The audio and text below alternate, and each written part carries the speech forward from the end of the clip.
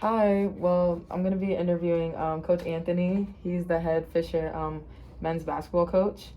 Um, he's just got out the school. And how many years have you been into the basketball business So for? I just hit 1 year at Fisher, and I've been in coaching college and pro basketball for the last 16 years. That's amazing. And I'm glad that you had so many years of experience just building this team up. And how did you become head coach? So it's a really, really competitive industry. I was an NCAA Division III assistant for 9 years. Then I was an NCAA Division III head coach for 2 years. Then I coached in the ABA, which is minor league pro ball, for 4 years. And then when there was an opening here at Fisher, it appealed to me because I really think it's a sleeping giant as far as a program that can be really, really great. And it was, within reasonable distance of where I live and a strong administration, so I was able to pursue it. And thankfully, our athletic director, Coach Doolin, was able to bring me on board. That's really great. I'm glad Fisher still has that provided those opportunities for you to even help grow the school as well. And also, since you know a lot about coaching, what's your coaching philosophy? So I've been really, really fortunate. I've worked for really, really good head coaches when I was an assistant, and you kind of take what you like and don't like. It's funny, I worked for really defensive-minded coaches, and I became really, really enamored with the offensive side of the ball because they were so into defense. I kind of took ownership of the offensive piece. So I really want my teams to play super, super fast, a lot of possessions.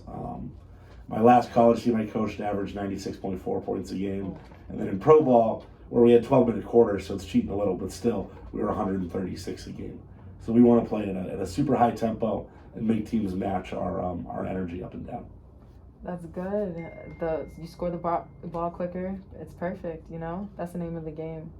And then, what type of tools do you use to make sure your players are ready to perform? So it's really interesting this year, especially combining a bunch of different groups of guys. You have guys that have been here in the past. You had guys that were here last year that didn't really have a year because of COVID. And then you got a ton of new guys. So just being on top of all of them personality-wise, just communicating. I mean, trying to talk to everybody in my program every day, at least a little bit, see what they got going on. As we move on with specific stuff, designing practices around the style that we want to play, and utilizing things like film and scouting resources to prepare for our opponents. Well, it's good that you're developing a close relationship with the players too. You're understanding their character, as well. It seems We're like trying to. Yeah, at this age, everybody's. Yeah. But and also, what is your biggest challenge of being a coach, by the way?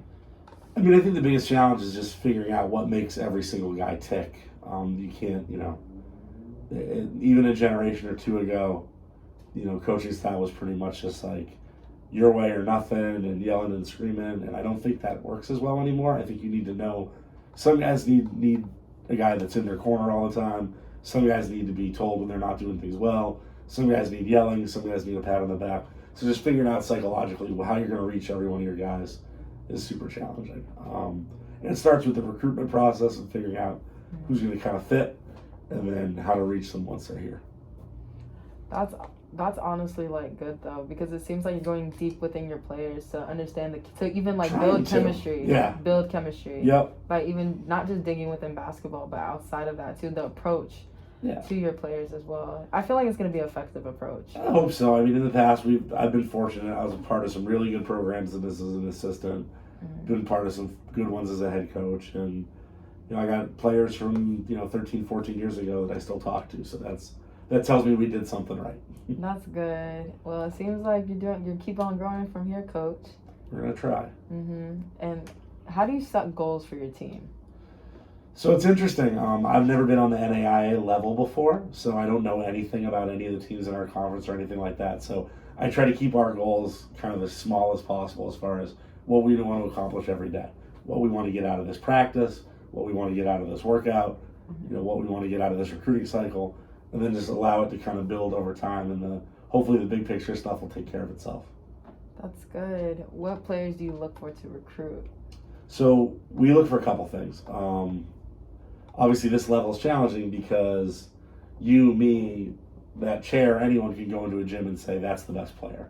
We have to find the best player that's not going to get a full scholarship somewhere, the best player that fits, our kind of community, and then, I'm looking for style of play. So the things we look at, I either need a kid to be able to shoot the ball very, very well, or they need to be very, very athletic. If they're both, I'm probably not getting them because they're probably going to go full somewhere. Yeah. If they can do a little bit of both, that's great. But, those are my two main things. We say shooters and freaks. Shooters So we and want, athletics. yeah, that's what we want.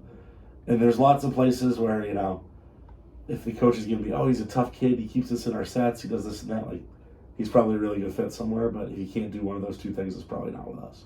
I understand. I do. Well, it's good that you already have what in mind, like what type of players you want to recruit as well. What it's going to help you build your program or your style Exactly. of play as a coach. So I understand for sure. And I got to say, I've been really impressed with the guys that were here before I got here because they're being asked to play a completely different style now, and they're doing very well with it. Well, I'm glad they are because it's now like it's the 4th week into the 5th week I think now into adjusting to all the teams and to your team and to your players. So I feel like the chemistry is now starting to build naturally too as well. Absolutely. Your playing style. I'm happy for you, Coach. And Thank you. of course. And also, how do you educate yourself so that you are continually improving as a coach? It's just finding different avenues to get better. One thing you look out with in basketball is coaches really like to talk about themselves. So if you surround yourselves by the right ones, you can usually learn something by listening. But even just, during the pandemic and stuff where there wasn't a lot of live hoops going on, I watched a lot of European basketball. I think that's an area where I think, there's some really innovative stuff going on. I actually just got done watching a lot of the WNBA playoffs because a lot of the, the way they move the ball and stuff is congruous to kind of how we play on our level as well. So just trying to find stuff you can steal from everyone is you're only as good as who you steal from. You're absolutely right. And Diana Taurasi went off this season. She's a monster. She's awesome. Freak. And then, what was the most impactful experience you ever had with one of your players? Could you describe a personal story or something that changed your life as a coach, maybe? So when I was at this little school in Vermont called Green Mountain College, 500 students. It's actually closed now. But we were fortunate the first year to bring in 3 players from Charlottesville, Virginia. And we were pretty decent. And then they went home over the summer and basically recruited all their buddies. Right. And we got this kid, Thomas Brown, he won't mind me throwing his name out there. He was 26 years old. He had failed out of college his first 2 tries and was just, working jobs and playing in men's leagues around Charlottesville. And we were able to get him in, figure it all out. He played 2 years for us, made all conference, got a college degree, and he's doing tremendously well now. So just knowing that the path isn't, a straight line for everybody is really helpful. That's good because a lot of players go through personal experiences, and it comes out on the court.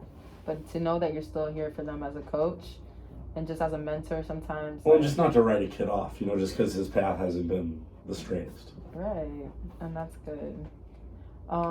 And last question, can you tell me about a time you failed as a coach and how you handled it? Sure. I think, one of the trickiest things, the first head job I got was being afraid to delegate things, having to worry about trying to do absolutely everything by myself from top to bottom. And I think, thankfully here I have some really good assistants. I'm able to delegate some tasks because it catches up on you and then you don't end up doing anything well because you're trying to do everything. So I think being able to delegate and also just trusting, other voices other than your own, listening and not just, insisting on it because it's your idea.